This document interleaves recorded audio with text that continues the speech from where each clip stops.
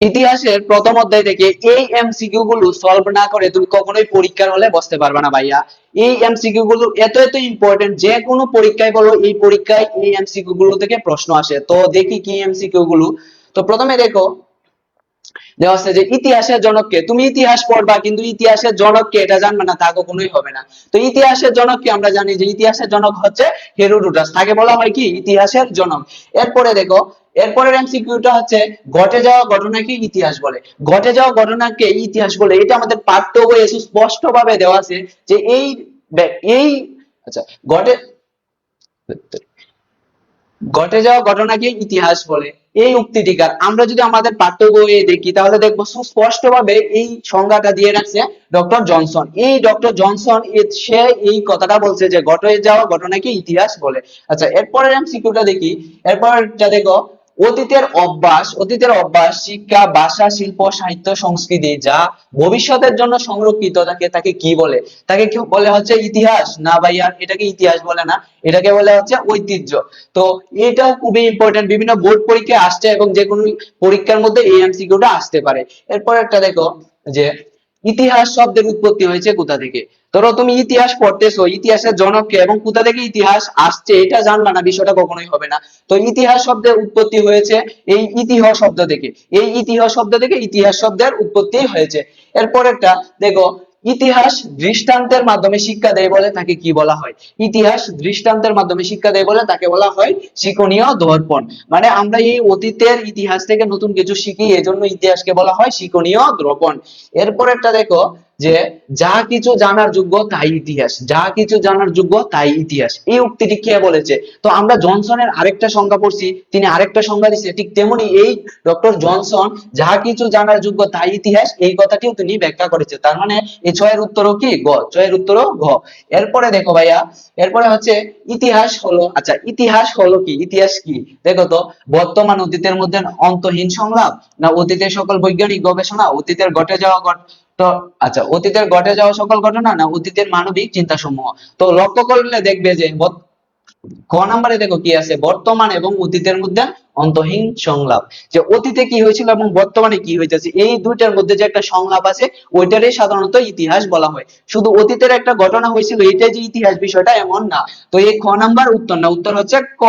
এরপরে দেখো, এরপরে হচ্ছে যে ইতিহাস হলো বর্তমান ও অতীতের মধ্যে এক অন্তহীন সংলাপ। আমাদের আগের এমসিকিউটা থেকে প্রশ্ন আসছিল না? তো এই কথাটা কে বলছে এটা থেকে আবার বোর্ড পরীক্ষায় প্রশ্ন আসছে এবং যে কোনো পরীক্ষায় তোমাদের প্রশ্ন আসবে। তো এই কথাটা বলছে একমাত্র ইয়েসকার, তার উক্তি হচ্ছে কি যে ইতিহাস হলো বর্তমান ও অতীতের মধ্যে এক অন্তহীন সংলাপ। আচ্ছা এরপরেরটা দেখি ভাই আমরা, এরপরেরটা দেখো ইতিহাস চর্চা এবং ইতিহাস রচনা নিয়ে মতবিরোধ সৃষ্টি হয় কেন? ইতিহাস চর্চা মানে অতীতে যে ইতিহাসগুলো হয়েছিল এগুলো বর্তমানে আমরা চর্চা করি, এবং এই ইতিহাস রচনা নিয়ে মত বিরোধ হয় কি জন্য? দেখো তো চারটা অপশনের মধ্যে কোনটা তোমার কাছে সুইটেবল মনে হয়? প্রথম দেখো রাজনৈতিক আদর্শশীলতার জন্য, এটাও হতে পারে কিন্তু এটা এক্সাক্ট উত্তর না। এরপরে হচ্ছে পুরনো দৃষ্টিভঙ্গির মাধ্যমে, এটা উত্তর না। প্রাকৃতিক উপাদান পরিবর্তনের ফলে, এটাও না ভাই, কোনো একটা কিছুর প্রাকৃতিক পরিবর্তন হয়েছে উপাদানের, এটার কারণে যে ইতিহাস পরিবর্তন হবে বিষয়টা এমন না। তো এটার উত্তর হচ্ছে ঐতিহাসিক উপাদানের অপ্রতুলতার কারণে। মানে এই যে ঐতিহাসিক যে উপাদানগুলো ছিল, যেমন ধরো অতীতে একটা ইতিহাস যদি আমরা পড়তে চাই, এই ইতিহাসটার সোর্স কি বা কোথা থেকে আসছে, আমরা কোথা থেকে এই ইতিহাসটা জানি, এগুলা স্বল্পতা বা অপ্রতুলতার কারণে আমাদের এই ইতিহাস চর্চা নিয়ে মতবিরোধ সৃষ্টি হয়। তো এই এমসিকিউটা খুব ইম্পর্টেন্ট, একটু ভালো করে দেখবা। এরপরেরটাই দেখো ভাইয়া, এরপরটা দেখো কি ইতিহাস শব্দটি প্রথম ব্যবহার করেন কে? এখন এটার উত্তরকে তুমি ফার্স্টে কমেন্টে জানাবা যে ইতিহাস শব্দটি প্রথম ব্যবহার করেন কে, একদম পানির মতো সহজ। এটা তুমি কমেন্টে জানাবা এটা কে ব্যবহার করছিল প্রথম। এরপরে দেখো, এরপরে দেখো হিস্টোরি শব্দটি বাংলা প্রতিশব্দ কি? তোমরা তো জানোই যে ইতিহাস, ইতিহাসের বাংলা অর্থ কি বা ইতিহাসের ইংলিশ অর্থ কি, এইটা ইতিহাস কোন শব্দ থেকে আসছে, এই তিনটা খুবই ইম্পর্টেন্ট। তো হিস্টোরি শব্দটি বাংলা প্রতিশব্দ হচ্ছে কি ইতিহাস। এরপরেরটা দেখো, এরপরেরটা যে কে প্রথম ইতিহাস এবং অনুসন্ধান এই দুটি ধারণাকে যুক্ত করে? তো তোমাদেরকে বলে রাখি হেরোডোটাস তিনি হচ্ছে ইতিহাসের জনক। তিনি সর্বপ্রথম ইতিহাস কথাটা ব্যবহার করছে এবং সে প্রথম ইতিহাস এবং অনুসন্ধান এই দুটি ধারণাকেও সংযুক্ত করছে।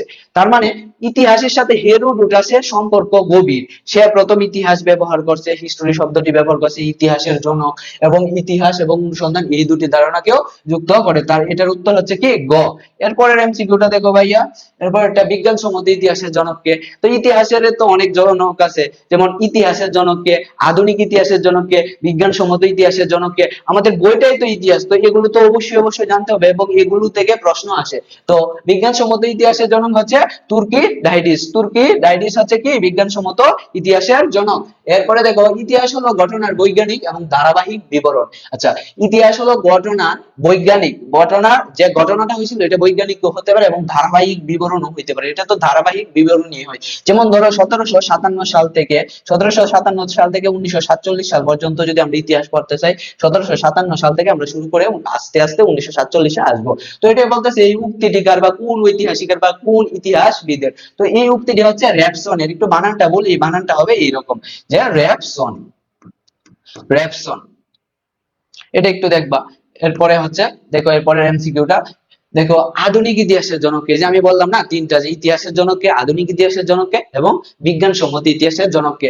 তো দেখো হেরোডোটাস তো ইতিহাসের জনক, তারপর হচ্ছে এখানে ওই যে রেপসন হবে, তো এটা উত্তর না, উত্তর হচ্ছে কি, উত্তর হচ্ছে লিওপোল্ড ফন রাঙ্কে। তাকে বলা হয় আধুনিক ইতিহাসের জনক। এবং শুধু ইতিহাসের জনক যদি বলা হয় তাহলে বলা হবে মানে হেরোডোটাসকে বলা হয় শুধু ইতিহাসের জনক, এবং আধুনিক ইতিহাসের জনক হচ্ছে লিওপোল্ড ফন রাঙ্কে, এবং বিজ্ঞানসম্মত ইতিহাসের জনক হচ্ছে কি তুর্কি-ডাইডিস। আগের এমসিকিউতে আমরা দেখছি। দেখো লিওপোল্ড ফন রাঙ্কে কোন দেশের ঐতিহাসিক? সে তো আধুনিক ইতিহাসের জনক। তো তুমি ইতিহাস পড়তেছো, তার জীবন সম্পর্কে একটু জানবা না বা সে কোন দেশের নাগরিক, এটা কখনোই হবে না। তো সে হচ্ছে জার্মানির বংশোদ্ভূত নাগরিক, সে তার ভাষা হচ্ছে জার্মানি। এরপরে দেখো, যেসব তথ্য প্রমাণের উপর ভিত্তি করে ঐতিহাসিক সত্যকে প্রতিষ্ঠিত করা সম্ভব, ঐতিহাসিক সত্যকে প্রতিষ্ঠিত করা সম্ভব, তাকে ইতিহাস, তাকে ইতিহাসের কি বলে? এখানে বলে নাই যে তাকে ইতিহাস বলে নাকি, তাকে ইতিহাসের কি বলে। দেখো, যেসব তথ্য প্রমাণের উপর ভিত্তি করে, কার উপর ভিত্তি করে আমরা ইতিহাসটা সঠিক না ভুল এটা জানবো, কিংবা ঐতিহাসিক সত্যকে প্রতিষ্ঠাতা করব, একমাত্র হচ্ছে তাকে ইতিহাসের কি বলে, তাকে ইতিহাসের বলে উপাদান। এই ইতিহাসের উপাদানের উপর ভিত্তি করে আমরা ইতিহাসটা জানবো এবং এটার উপর ভিত্তি করে আমাদের সত্যটা প্রতিষ্ঠাতা করব। এরপরে দেখো, এরপরে এমসিকিউটা হচ্ছে কি ইতিহাসের উপাদান কয়টি? তো ইতিহাসের উপাদান কয়টি? খুব সহজ, ইতিহাসের উপাদান হচ্ছে দুইটি, একটা হচ্ছে বস্তুগত আর একটা হচ্ছে অবস্তুগত। তাহলে 18 নম্বরের উত্তর কি ক। দেখো, যেসব উপাদান থেকে আমরা সময় এবং স্থানের বিভিন্ন ধরনের ঐতিহাসিক তথ্য পাই, সেইগুলো, সেই উপাদান কি নামে পরিচিত? আমরা কি বলতেছে, যেসব উপাদান থেকে আমরা সময় এবং স্থানের বিভিন্ন ধরনের ঐতিহাসিক তথ্য পাই, সেই উপাদান কি নামে পরিচিত? দেখো তো একটু কোনটা হইতে পারে, তত্ত্বের নিদর্শন, সভ্যতার নিদর্শন, ঐতিহাসিক নিদর্শন, না প্রত্নতাত্ত্বিক নিদর্শন? যদি আমরা উত্তর বলি যে এই উপাদানগুলো কি নামে পরিচিত, প্রত্নতাত্ত্বিক নিদর্শন। এই যে প্রত্নতাত্ত্বিক নিদর্শন, বিভিন্ন আহসান মঞ্জিল বলো, তারপর বিভিন্ন মহাস্থানগড় বলো, তারপর পুণ্যনগর বলো, এইগুলো থেকে আমরা সঠিক ইতিহাস জানতে পারি, দেখে এগুলো হচ্ছে ইতিহাসের ঐতিহাসিক উপাদান। এরপরের এমসিকিউটা দেখো, যে বাংলাদেশের প্রাচীনতম শিলালিপি কোথায় পাওয়া গেছে? বগুড়ায়, না গৌড়ে, না চট্টগ্রামে, না পুন্ড্রে? এই যে মহাস্থানগড় বা পুন্ডনগড়, সেইখানে সর্বপ্রথম প্রাচীনতম শিলালিপি পাওয়া গেছে। এরপরের এমসিকিউটা দেখো ভাই, এগুলো থেকে ভাই প্রশ্ন আসবে ভাই, তুমি স্কুলে পরীক্ষায় যাবে আর এগুলো থেকে প্রশ্ন আসবে না, কখনোই সম্ভব না। এরপরেরটা দেখো, আদিম মানুষ কি দিয়ে হাতিয়ার তৈরি করতো? আদিম যুগে মানুষ কি দিয়ে হাতিয়ার তৈরি করতো? দেখো তো, কাঠ দিয়ে। আদিম কালে কি কাঠ আছিল না গাছ আছিল? গাছ কাইটা হাতিয়ার বানানো খুবই কঠিন ছিল। এরপরে বাঁশ দেখে মানুষ হাতিয়ার বানায়। তারপর লোহা ছিল, কিন্তু এই লোহা গুলোরে হাতিয়ার বানানোর জন্য তারা এতটুকু সক্ষম ছিল না, একমাত্র পাথর দিয়ে তারা কি করতো, হাতিয়ার তৈরি করতো। উত্তর হচ্ছে এই পাথর। এরপরেরটা দেখো, যে ওয়ারী বটেশ্বর কোথায় অবস্থিত? ওয়ারী বটেশ্বর কোথায় অবস্থিত? 6 থেকে পরে আসছো, ওয়ারী বটেশ্বর একমাত্র নরসিংদীতে ওয়ারী বটেশ্বর অবস্থিত। এরপরেরটা দেখো, যে বাংলাদেশের 2500 বছর পূর্বের নগর সভ্যতার অস্তিত্বের স্মৃতি বহনকারী ঐতিহাসিক প্রত্নতাত্ত্বিক নিদর্শন হিসেবে নিচের কোনটি অধিক উপযোগী? 2500, এই 2500 কথাটা আসলেই মনে করবা যে এটা ওয়ারী বটেশ্বরের সাথে যুক্ত বা ওয়ারী বটেশ্বরের সাথে সম্পৃক্ত। তার মানে 2500 বছরের পূর্বে নগর সভ্যতা একমাত্র ওয়ারী বটেশ্বরে ছিল। ওয়ারী বটেশ্বর কোথায় অবস্থিত ভাই? ওয়ারী বটেশ্বর নরসিংদীতে অবস্থিত। এরপরে দেখো, বাংলা প্রাচীন সভ্যতার নবদিগন্তে উন্মোচন সৃষ্টি কোন আবিষ্কার? এটাও ভাই এই ওয়ারি বটেশ্বর খুবই ইম্পর্টেন্ট, এটার উত্তরও এই ওয়ারি বটেশ্বর। ওয়ারি বটেশ্বর নরসিংদীতে অবস্থিত, এটা 2500 বছরের পূর্বের নিদর্শন ছিল। এরপর দেখো প্রাচীন সভ্যতায় নবদিগন্তের উন্মোচন হিসাবে ওয়ারি বটেশ্বর কি সিক্ত। এরপরে দেখো যে ইতিহাস সম্পর্কে অনুসন্ধান করতে হলে জানতে হবে, ইতিহাস সম্পর্কে অনুসন্ধান করতে আমাদের জানতে হবে ইতিহাসের উপাদান। তুমি যদি ইতিহাসের উপাদানই না জানো তাহলে তো ইতিহাস জানবে না। এরপরে ইতিহাসের প্রকারভেদ এটাও জানতে হবে, ইতিহাসের পরিসর এটাও জানতে হবে। তার মানে রোমান চিহ্ন 1 2 3 তিনটাই কি আমাদের জানা জরুরি। তার মানে দেখো তিনটা কোথায় আছে, এই গয়ে আছে, তার মানে উত্তর হচ্ছে বড় ঘ বা গুড়া গ। এরপরে দেখো যে ওয়ারি বটেশ্বরে প্রাপ্ত প্রত্নতাত্ত্বিক নিদর্শন প্রমাণ করে, এই যে ওয়ারি বটেশ্বরে এখানে যে আমরা যে তত্ত্বগুলা পাইছিলাম এইগুলা কি নির্দেশ করে দেখো, প্রাচীনকাল থেকে বাংলাদেশ সুদূর বিশ্বের সঙ্গে সম্পৃক্ত ছিল। হ্যাঁ ভাই, প্রাচীনকাল থেকে বাংলাদেশ সুদূর বিশ্বের সঙ্গে সমৃদ্ধ ছিল। এরপরে দেখো বহু প্রাচীন আমলে বাংলা নগর সভ্যতা গড়ে ওঠে। হ্যাঁ ভাই, এটাও সত্য, প্রাচীন আমলে বাংলাদেশের নগর সভ্যতা গড়ে ওঠে। এরপরে দেখো প্রাচীন বাংলা অধিবাসীদের জীবনযাত্রার মান অনেক উন্নত মানের ছিল। হ্যাঁ ভাই, এটাও সত্য। তার মানে রোমান চিহ্ন 1 2 3 তিনটাই কি রাইট আনসার। এই তিনটা আছে কই ঘয়ে, তার মানে উত্তর হচ্ছে ঘ। এরপরে দেখো যে ওয়ারি বটেশ্বর আবিষ্কারের প্রমাণ করে, আচ্ছা প্রাচীন বাংলার সভ্যতা ছিল গ্রাম কেন্দ্রিক। আসলে কি প্রাচীন বাংলার সভ্যতা ছিল গ্রাম কেন্দ্রিক? তোমরা নিজেরাই বলো, এটা কখনোই ছিল না। তার মানে এটা উত্তর না। এরপরটা দেখো প্রাচীন বাংলার সভ্যতা ছিল নগর কেন্দ্রিক। হ্যাঁ, এটা উত্তর। এরপর দেখো প্রাচীন বাংলা ছিল উন্নত সভ্যতার ধারক। হ্যাঁ, এটাও সঠিক। তার মানে 2 এবং 3 রোমান চিহ্নের এই দুইটা হচ্ছে সঠিক, এই দুইটা আছে একমাত্র গয়ে, তার মানে উত্তর হচ্ছে এই গ। এরপরেরটা দেখো ভাই যে বিষয় ভিত্তিক ইতিহাস কিভাবে রচিত হয়, একটা বিষয়ের উপর ইতিহাস কিভাবে রচিত হয়। তো দেখো বিজ্ঞানের যে ইতিহাস আছে এটা কির উপর লিখিত হয়, তো এটা যদি দেখো যে বিষয়ভিত্তিক ইতিহাস রচিত হয় কোন বিশেষ বিষয়ের উপর ভিত্তি করে, এটা হচ্ছে কারেক্ট আনসার, এগুলা একটা উত্তর না। এরপরটা দেখো যে ইতিহাসকে প্রধানত কয় ভাগে ভাগ করা যায়। ফার্স্টেও আমরা বলছি প্রথম পর্বের মধ্যে যে ইতিহাসকে দুই ভাগে ভাগ করা যায়, একটা হচ্ছে বস্তুগত আর একটা হচ্ছে অবস্তুগত। তার মানে উত্তর হচ্ছে কি দুই, দুই হচ্ছে কি উত্তর।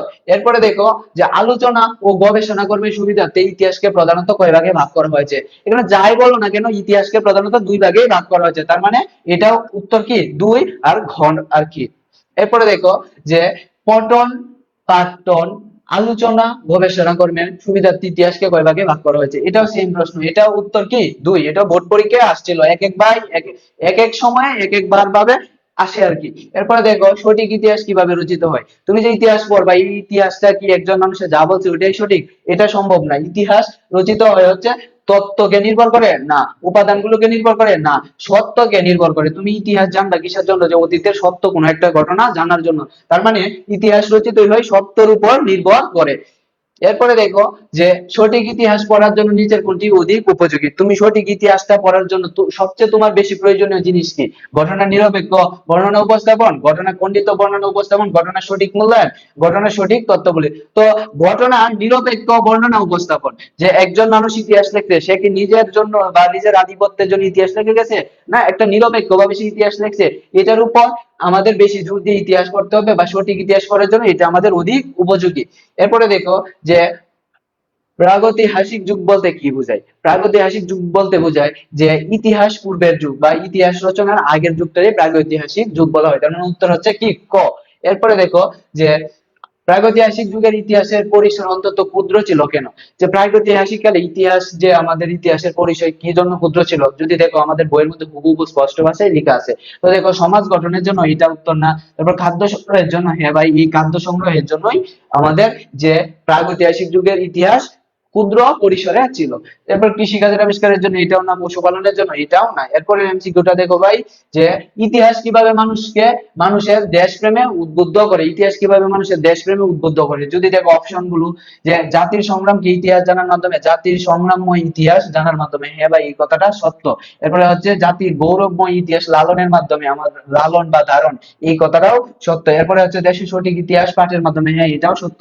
তার মানে ইতিহাস কিভাবে মানুষকে দেশপ্রেম উদ্বুদ্ধ করে, জাতির সংগ্রাম ইতিহাস জানার মাধ্যমে, জাতির গৌরবময় ঐতিহ্য লালনের মাধ্যমে, দেশের ইতিহাস পাঠের মাধ্যমে। তার মানে উত্তর হচ্ছে কি এই ঘ। এরপরে সর্বশেষ আমাদের যে এমসিকিউটা সেটা দেখো যে ইতিহাস পাঠ অন্তত প্রয়োজনীয় কারণ কি। কারণ ইতিহাস জ্ঞানের ভান্ডার জ্ঞানের ভান্ডার উন্মুক্ত করে, হ্যাঁ মানুষের জ্ঞানের পরিধি বৃদ্ধি করে, সচেতনতা বৃদ্ধি করে, হ্যাঁ আমাদের পূর্বের ইতিহাস পাঠের মাধ্যমে আমরা সচেতন হই। এরপরে হচ্ছে উদাহরণ হিসেবে উপস্থাপিত থাকে, যে অতীতে এরকম একটা উদাহরণ আমরা যদি বর্তমান সময়ের সাথে মিলাই, তাহলে আমাদের ইতিহাসটা আমাদের জন্য সুবিধা হয়, বা ইতিহাস আমরা এই কারণে ইতিহাস পড়ি। তার মানে মানে রোমান্সিনদের প্রথম দ্বিতীয় তৃতীয় এই তিনটা অপশনই সঠিক। তার মানে উত্তর হচ্ছে গ। ভাই ক্লাসটি ভালো লাগলে অবশ্যই শেয়ার করবে এবং পেজটা তো ফলো করবে। ভাই তোমাদের এসএসসি যত ক্লাস তোমাদের জন্য প্রয়োজন সবগুলোই আমাদের এই পেজ থেকে আপলোড করা হবে। ধন্যবাদ।